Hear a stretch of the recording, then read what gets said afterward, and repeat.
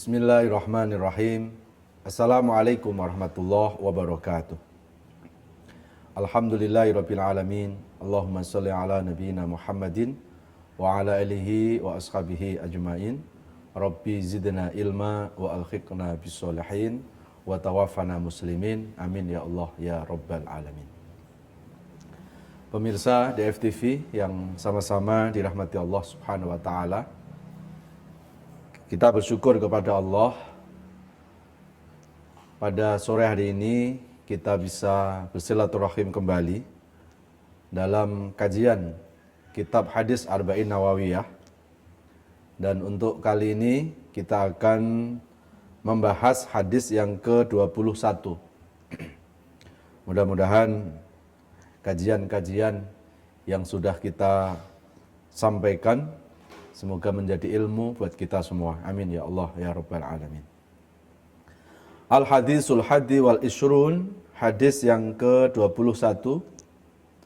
An Abi Amr, dari Abi Amr. Wakila, dan dikatakan Abi Amroh Sufyan bin Abdillah. Ada sebagian pendapat menyebut Abi Amroh Sufyan bin Abdillah radhiyallahu anhu. Qala, beliau berkata, qultu, saya bertanya, ya Rasulullah, wahai Rasulullah, qul, sampaikan kepadaku ya Rasul, fil Islam, di dalam agama Islam, qaulan, sebuah ucapan, la as'alu anhu ahadan ghairuka, yang aku tidak pernah tanyakan kepada seseorang selain engkau ya Rasulullah. Qala, maka Rasul berkata, qul, katakan, amantu, kami beriman, billahi, kepada Allah, summastaqim, kemudian istiqomahlah engkau. Rawahu Muslim, hadis ini diriwayatkan oleh Imam Muslim. Pemirsa DFTV yang dirahmati Allah, hadis yang ke-21 ini dari sahabat Abi Amr, Abi Amroh Sufyan bin Abdillah radhiyallahu anhu. Beliau pernah bertanya kepada Rasulullah, ya Rasulullah, jelaskan kepada kami tentang Islam yang kami tidak pernah bertanya kecuali hanya kepada engkau. Kemudian Rasulullah menjawab, qul amantu billah summastaqim. Maka berimanlah kepada Allah, kemudian setelah beriman summastaqim, istiqomah. Saudaraku yang dirahmati Allah, di dalam hadis ini memberikan penjelasan pentingnya beriman kepada Allah yang didasari atas dasar istiqomah. Jadi ketika seseorang itu beriman kepada Allah dan bisa istiqomah, maka itulah kualitas keimanan. Itulah kualitas ketakwaan. Kenapa? Karena istiqomah adalah sebuah bentuk dari keimanan yang sudah menghujam di relung hati manusia. Ketika manusia itu sudah memasukkan iman ke dalam relung hatinya, maka iman itu tidak akan goyah. Maka iman itu tidak akan terkontaminasi oleh keadaan apapun. Ya. Sehingga di dalam Al-Quran, dalam surat Fussilat, surat 41, ayat yang ke-30 sampai 32, Allah berfirman, A'udzubillahi minasyaitonirrajim, Bismillahirrahmanirrahim. Innal ladzina qalu rabbunallah summastaqamu tatanazzalu alaihimul malaika alla takhafu wa la tahzanu wa abshiru bil jannati allati kuntum tu'adun. Nahnu awliya'ukum fil hayatid dunya wa fil akhirah walakum fiha ma tashtahi anfusukum walakum fiha ma tad'un nuzulan min ghafurir rahim. Shadaqallahul adzim. Allah jelaskan di dalam surat Fussilat surat 41 ayat 30 sampai 32, innal ladzina qalu rabbunallah, sesungguhnya orang-orang yang beriman kepada Allah. Innalladzina qalu rabbunallah, bahwa Tuhanku adalah Allah. Kemudian setelah beriman kepada Allah, summastaqamu, kemudian mengistiqomahkan iman itu, maka tatanazzalu alaihimul malaikah, Allah akan kirimkan malaikat-malaikat untuk menjaga orang yang beriman itu. Jadi yang Allah kirimkan kepada orang-orang yang imannya istiqomah adalah tentara-tentara dari malaikat. Kemudian la takhafu wa la tahzanu, dan malaikat-malaikat itu akan selalu membisikkan kepada orang-orang beriman yang istiqomah itu, la takhafu wa la tahzanu, kalian tidak usah takut, kalian tidak usah susah, ya. Wa absyiru bil jannah allati kuntum tu'adun, kalian kelak di akhirat akan mendapatkan jannah, akan mendapatkan surganya Allah Subhanahu wa taala. Jamaah sekalian yang dirahmati Allah Subhanahu wa taala, untuk membuktikan keimanan seseorang itu istiqomah apa tidak, maka tidak cukup hanya dilihat dari keimanannya saja. Tidak hanya cukup dilihat dari ibadahnya saja. Tetapi untuk membuktikan iman seseorang itu betul-betul sudah istiqomah atau tidak, maka akan dilihat ketika keimanan itu diuji oleh Allah.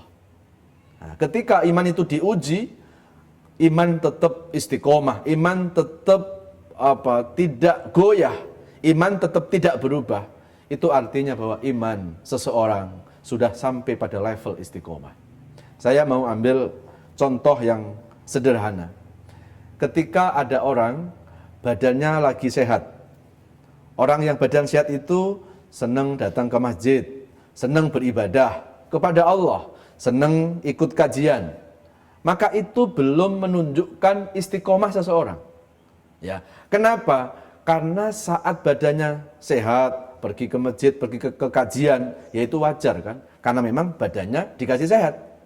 Tapi ketika dikasih sakit, kok tetap masih istiqomah, kok tetap masih datang ke kajian, datang ke masjid, maka itu bukti bahwa iman seseorang itu sudah sampai pada level istiqomah. Jadi bukan hanya dilihat di saat badannya sehat saja, tapi di saat sakit kok tetap masih datang ke masjid, masih ikut kajian, itu artinya bahwa reputasi iman, reputasi istiqomah itu sudah terbukti di sana. Ya. Atau kita bisa ambil contoh yang lain lagi.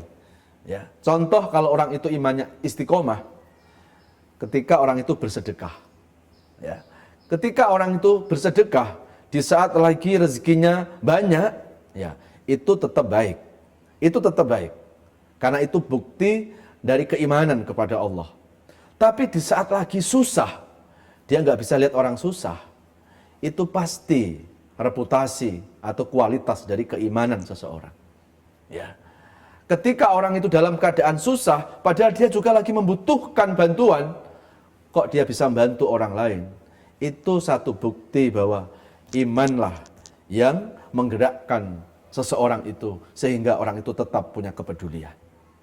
Jamaah sekalian yang dirahmati Allah Subhanahu wa taala. Maka kenapa di dalam kehidupan ini Allah itu menguji orang-orang yang beriman, ya, dengan kehidupan-kehidupan yang kadang tidak diinginkan. Ketika seseorang berharap mendapatkan kebaikan, mendapatkan sesuatu yang baik, kok tiba-tiba malah mendapatkan sesuatu yang enggak diinginkan. Sebetulnya disitulah Allah lagi menguji sejauh mana reputasi, kualitas keimanan seseorang. Ya. Jadi di saat-saat orang itu diuji oleh Allah, justru disitulah Allah itu akan menaikkan kualitas keimanan. Apakah iman itu sudah betul-betul istiqomah? Nanti akan dilihat, mampu enggak iman itu akan mampu melewati ujian-ujian yang menimpanya. Jamaah sekalian yang dirahmati Allah Subhanahu wa taala. Ya. Kemudian contoh iman itu istiqomah atau tidak juga bisa kita lihat ketika ada orang berbuat baik. Ya. Kepada siapa? Kepada orang yang jelas-jelas membencinya. itu menunjukkan reputasi, kualitas keimanannya. Kalau orang berbuat baik sama orang yang baik terhadap dirinya, ya itu wajar gitu. Ya. Ketika ada orang ya berbuat baik kepada dirinya, terus akhirnya orang itu membalas kebaikan, yaitu sesuatu yang biasa. Karena dia juga bisa berbuat baik ya kepada orang yang baik. Tapi ketika orang itu disakiti, kok dia membalas dengan kebaikan, itu juga sama, reputasi dari kualitas keimanan. Ya. Dan itu adalah sebuah sikap yang dilakukan oleh Nabi kita Muhammad Sallallahu Alaihi Wasallam. Ya. Makanya Rasulullah, kenapa imannya itu selalu naik di hadapan Allah? Karena Rasulullah bukan hanya orang yang baik kepada orang yang baik terhadap dirinya, tetapi Rasulullah selalu berbuat baik kepada siapapun. Jangankan yang jelas itu baik kepada Nabi, yang membenci Nabi pun, Nabi selalu bersikap baik. Ya. Ini Allah jelaskan di dalam Al-Quran, di dalam surat Fussilat, surat 41, ayat yang ke-34. Wala tastawil hasanatu walas sayyi'ah idfa' billati hiya ahsan fa idzal ladzi bainaka wa bainahu adawah ka'annahu waliyyun hamim. Tidak mungkin sama kebaikan dan keburukan. Maka balaslah keburukan dengan kebaikan, seolah-olah kalau ada permusuhan, orang itu kita jadikan teman setia. Inilah indahnya ajaran Islam. Jadi ternyata berbuat baik itu diperintahkan oleh Allah, bukan hanya kepada orang yang baik, tetapi juga berbuat baik itu kepada orang yang jelas berbuat tidak baik kepada kita. Jamaah sekalian yang dirahmati Allah Subhanahu wa ta'ala. Ada satu kisah tentang sahabat yang imannya sudah sampai pada level istiqomah. Ada seorang sahabat namanya Sa'ad bin Abi Waqqas. Sa'ad bin Abi Waqqas pernah diutus oleh Rasulullah Shallallahu Alaihi Wasallam ke raja Syria. Ya, kalau dulu Syam namanya. Beliau disuruh oleh Allah untuk apa? Untuk mengirimkan surat kepada raja Syria. Yang isinya surat itu adalah mengajak raja Syria supaya raja Syria itu masuk Islam. Maka begitu surat itu sudah sampai di sang raja, maka akhirnya raja merasa tersinggung. Kemudian raja menyuruh kepada ajudannya, siapa yang membawa surat ini? Ada tuan yang membawa surat ini, namanya Sa'ad bin Abi Waqqas. Nah, sekarang orangnya di mana? Ada tuan. Tolong bawa ke sini. Yang namanya Sa'ad bin Abi Waqqas itu. Akhirnya Sa'ad bin Abi Waqqas pun disuruh menghadap raja. Dan kemudian raja menyampaikan kepada Sa'ad bin Abi Waqqas, wahai Sa'ad, kamu sudah tahu apa isi surat itu? Tidak tahu tuan. Surat yang kamu berikan kepada aku adalah mengajak supaya aku masuk Islam. Ya. Dan surat itu datangnya dari Nabi Muhammad. Nah, maka sampaikan kepada Muhammad, ini kata apa? Raja Syria, bahwa aku tidak akan memeluk agama selain agamaku. Nah, akhirnya raja itu menyuruh kepada ajudannya supaya apa? Supaya memasukkan ya Sa'ad bin Abi Waqqas itu ke dalam penjara. Nah, kemudian begitu sudah masuk di penjara, apa kata raja itu kepada ajudannya? Tolong paksa Sa'ad itu supaya apa? Supaya dia keluar dari agama Islamnya. Jangan sampai kita yang disuruh masuk agama Islamnya, tapi dia yang supaya keluar dari agama Islamnya. Akhirnya apa? Jamaah sekalian yang dirahmati Allah, Sa'ad bin Abi Waqqas pun tidak mau melakukan itu. Dia katakan kepada ajudan raja, sekali aku mengucapkan kalimah la ilaha illallah, sampai mati tetap la ilaha illallah. Akhirnya ajudan raja pun menghadap raja, Tuan, sudah aku suruh supaya Sa'ad bin Abi Waqqas keluar dari Islamnya, tapi dia nggak mau. Akhirnya kata raja, kalau begitu paksa dia. Ya. Akhirnya apa? Cabutin kukunya satu persatu. Kalau dia memang ngerasain sakit, maka paksa supaya dia keluar dari agamanya. Akhirnya apa? Yang terjadi saat bin Abi Waqqas pun dicabuti kuku satu persatu oleh ajudan raja tadi. Dengan catatan apa? Kalau saat bin Abi Waqqas ngerasa sakit, dia nggak mau dicabuti kukunya, paksa supaya dia keluar dari Islamnya. Ternyata satu persatu kuku dicabutin. Sa'ad bin Abi Waqqas pun tetap bertahan dengan keimanannya. Bahkan dia katakan kepada ajudan raja, andai kata engkau mau menghilangkan nyawaku sekalipun, aku tidak akan mengeluarkan iman dari hatiku. Ya. Akhirnya disampaikanlah kepada raja, dan akhirnya raja pun langsung mengambil keputusan yang terakhir. Kalau begitu, Sa'ad bin Abi Waqqas bawa aja ke tengah lapangan. Siapkan 2 kuda perang, kaki satunya dia ikat ke kuda yang satu, dan kuda yang lainnya juga ikat, ya, kaki yang satunya ke kuda yang lainnya. Dan setelah itu cambuklah kuda itu. Ya, pasti dia tahu kalau badannya akan terbelah menjadi 2. Nah, kira-kira apakah dia tetap masih bertahan dengan keimanannya kepada Tuhannya? Apakah dia tetap masih beragama Islam saat itu? Kalau betul-betul dia nggak mau diikat kakinya di punggung kuda, maka lepaskan dia, dan supaya dia keluar dari agamanya. Apa yang terjadi, pemirsa di FTV yang dirahmati Allah? Ternyata itu pun tidak mengurangi kecintaannya Sa'ad bin Abi Waqqas tutup untuk mempertahankan agamanya, mempertahankan imannya. Akhirnya singkatnya cerita, Sa'ad bin Abi Waqqas akhirnya terjadilah eksekusi itu. Dan akhirnya Sa'ad bin Abi Waqqas meninggal dunia. Ya. Dan kabar itu sampai terdengar oleh Rasulullah SAW bahwa Sa'ad telah meninggal. Badannya terbelah 2 karena mempertahankan keimanannya. Ya. Jamaah sekalian yang dirahmati Allah Subhanahu wa taala. Mari kita ambil tengoklah kisah Sa'ad bin Abi Waqqas ini. Seorang sahabat Nabi yang rela mengorbankan nyawanya demi keimanannya. Ya. Mudah-mudahan dalam kondisi apapun keimanan kita mudah-mudahan tidak pernah goyah. Ya. Kalau hari ini kita diuji oleh Allah, saya yakin ujian kita ini tidak seberat ujiannya Sa'ad bin Abi Waqqas.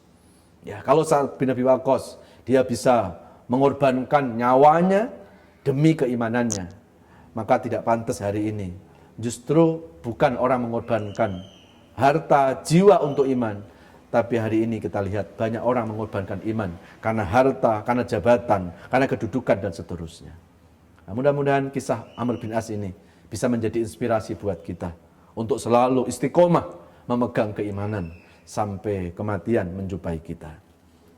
Ini hadis yang ke-21. Kemudian hadis yang ke-22 kita lanjutkan. An Abi Abdillah Jabir bin Abdillah Al-Ansari radhiyallahu anhuma. Anna rajulan sa'ala Rasulullah. Ada seorang laki-laki bertanya kepada Rasulullah. Faqala ara'aita idza shallaitul maktubah wa sumtu Ramadan wa ahlaltul halal wa haramtul haram wa lam azid ala dalika syai'an adkhulul jannah? Qala na'am. Rawahu Muslim. Wa makna haramtul haram ay istanabtuhu wa makna ahlaltul halal fa'altuhu mu'taqidan hillahu. Hadis yang ke-21 ini dari Abi Abdillah Jabir bin Abdillah Al-Ansari. Beliau menceritakan ada seorang laki-laki bertanya kepada Rasulullah. Kemudian laki-laki itu bertanya kepada Rasulullah, "Ya Rasul, ara'aitu idza sholaitul maktubah." Andai ada orang sudah melaksanakan sholat 5 waktu, sudah berpuasa Ramadan, kemudian menghalalkan yang halal dan mengharamkan yang haram, dan tidak menambahi amalan-amalan yang lain, apakah orang itu bisa masuk surga? Maka jawab Rasulullah, na'am. Maka Rasulullah menjawab, iya, orang itu bisa masuk surga. Jamaah sekalian yang dirahmati Allah, artinya apa? Ternyata hubungan ibadah dengan Allah itu akan dihubungkan dengan sikap kita menghadapi sesuatu yang halal dan sesuatu yang haram. Berarti kalau ada orang sholatnya rajin, kemudian ibadah-ibadah yang lain rajin, tetapi mengenai masalah halal haram itu nggak dipedulikan, maka ini belum sempurna agamanya, belum sempurna keimanannya. Jadi ternyata menjaga dari hal-hal yang diharamkan oleh Allah itu nggak bisa dipisahkan dari ibadah-ibadah seseorang itu. Ya, makanya nggak pas kalau ada orang sudah sholat jalan, tetapi maksiatnya juga jalan. Kalau orang itu sholatnya baik, pasti sholat yang baik itu akan dijelaskan, akan bisa mencegah innas sholata tanha anil faksha wal munkar. Sholat yang baik itu akan bisa mencegah dari perbuatan-perbuatan yang tidak baik tadi. Jadi jangan kita merasa puas ketika kita sudah menjalankan ibadah, seolah-olah kita sudah merasa bisa masuk surga. Kalau kita belum bisa menjaga mana yang halal, mana yang haram tadi. Bapak Ibu, jamaah sekalian dirahmati Allah. Bapak Ibu bisa melihat sejarah kenapa Nabi Adam dikeluarkan dari surga. Itu bukan karena Nabi Adam nggak beribadah loh. Nabi Adam bukan tidak beriman kepada Allah, tetapi yang menyebabkan Nabi Adam dikeluarkan dari surga itu karena memakan makanan yang haram. Ya, karena memakan makanan yang haram. Gara-gara makan buah khuldi, Nabi Adam dikeluarkan dari surga. Itu kan menjadi catatan buat kita. Ternyata menjaga hal-hal yang diharamkan oleh Allah supaya kita tidak melakukannya, itu sesuatu yang sangat penting, yang itu akan mengekalkan seseorang di dalam jannah.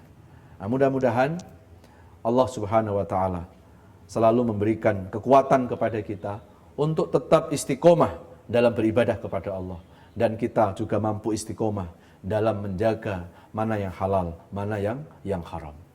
Karena sesuatu yang halal itu akan membawa kebahagiaan buat diri kita, dan sesuatu yang haram itu juga akan merugikan terhadap diri kita.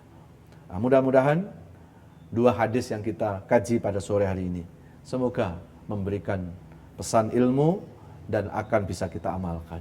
Amin ya Allah ya Rabbal Alamin. Baik, yang ikut kajian di YouTube maupun di IG kita sudahi, kita akan menyapa yang ada di Zoom. Wassalamualaikum warahmatullahi wabarakatuh.